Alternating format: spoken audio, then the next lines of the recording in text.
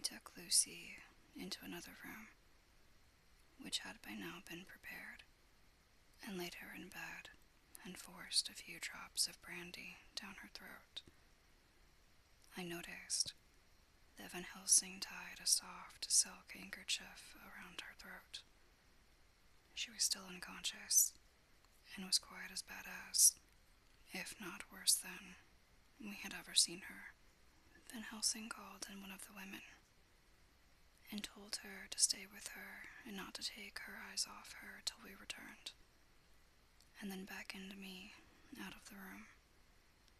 We must consult as to what is to be done, he said as we descended the stairs.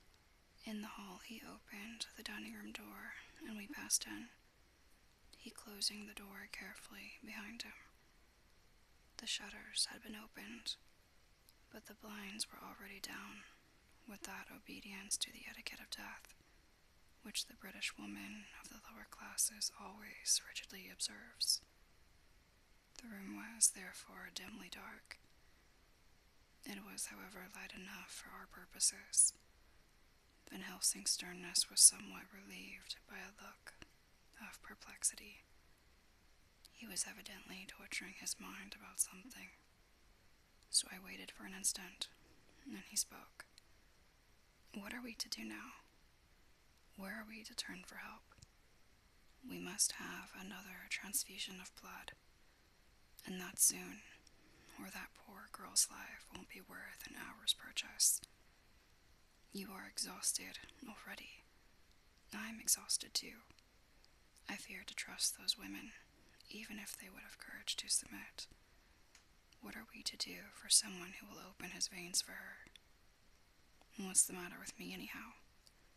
The voice came from the sofa across the room, and its tones brought relief and joy to my heart, for they were those of Quincy Morris. Van Helsing started angrily at the first sound, but his face softened and a glad look came into his eyes as I cried out, "Quincy Morris," and rushed towards him with outstretched hands. "What brought you here?" I cried as our hands met. "I guess art is the cause." He handed me a telegram. "Have not heard from Seward for 3 days, and am terribly anxious. Cannot leave. Father still in same condition. Send me word how Lucy is. Do not delay. Homewood." I think I came just in the nick of time. You know you have only to tell me what to do. Van Helsing strode forward and took his hand, looking him straight in the eyes as he said, "A brave man's blood is the best thing on this earth when a woman is in trouble. You are man, and no mistake. Well, the devil may work against us for all he's worth, but God sends us men when we want them. Once again, we went through that ghastly operation. I have not the heart to go through the details. Lucy had got a terrible shock, and it told on her more than before, for though plenty of blood went into her veins, her body did not respond to the treatment as well as on the other occasions. Her struggle back into life was something frightful to see and hear.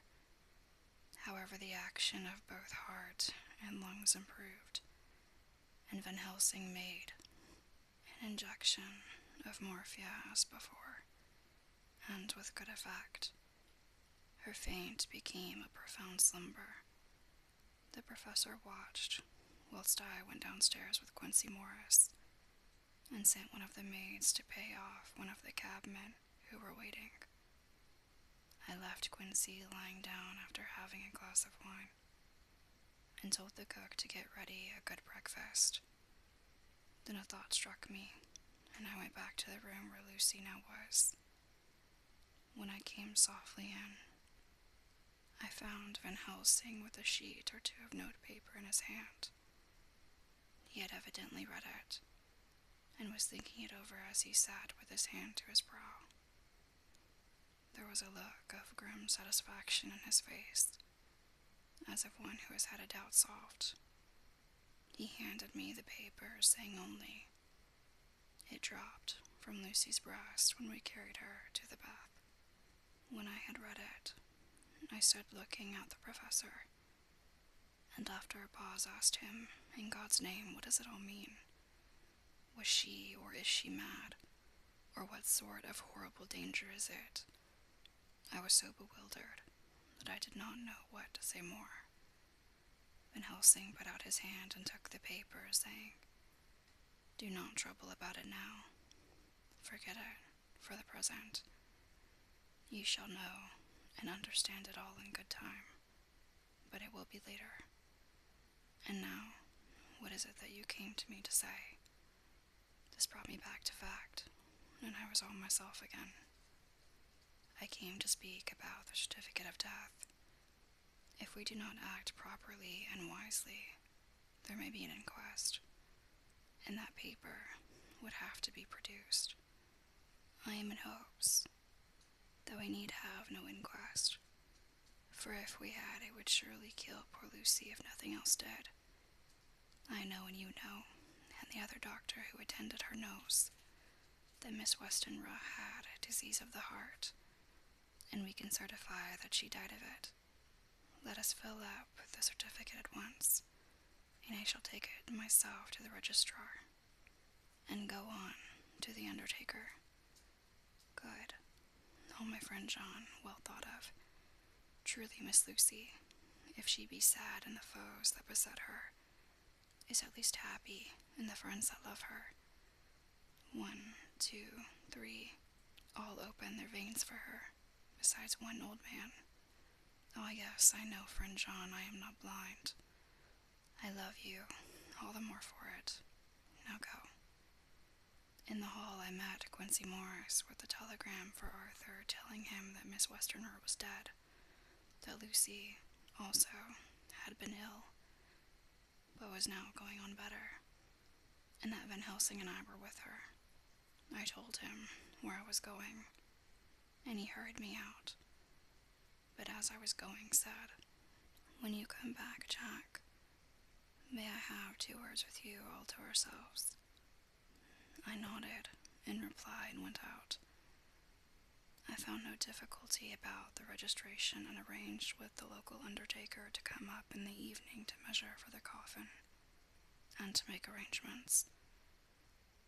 When I got back, Quincy was waiting for me. I told him I would see him as soon as I knew about Lucy and went up to her room. She was still sleeping, and the professor seemingly had not moved from his seat at her side. From his putting his finger to his lips, I gathered that he expected her to wake before long and was afraid of forestalling nature.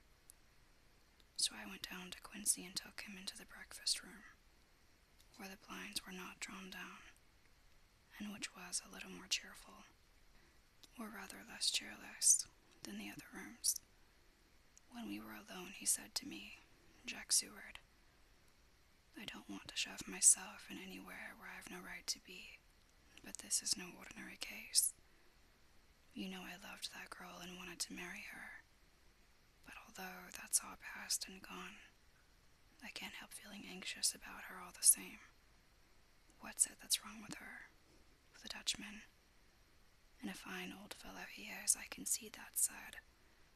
The time you two came into the room, that you must have another transfusion of blood, and that both you and he were exhausted. Now I know well that you medical men speak in camera, and that a man must not expect to know what they consult about in private. But this is no common matter, and whatever it is, I have done my part. Is not that so?"